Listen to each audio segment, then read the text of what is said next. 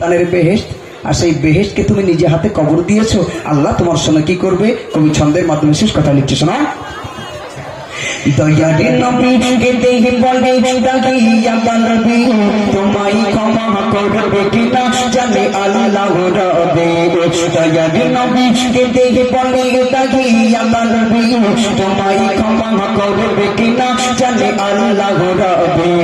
তুমি ইমানে এনে মুসলিম হয়েছ সাহাবী, তবু আমার থেকে থাকবে দূরে জানাই আরজু, তবু আমার থেকে থাকবে দূরে জানাই আরজু।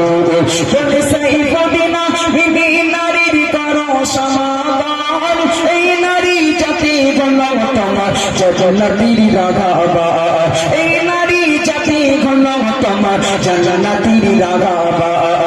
আবু তোমার কাছে আমি চাই না কিছু বার, আমার মায়ের কাছে দাও যেতে দাও মিনতি আমার, আমার মায়ের কাছে দাও যেতে দাও মিনতি আমার, আমার মায়ের কাছে দাও যেতে দাও মিনতি আমার।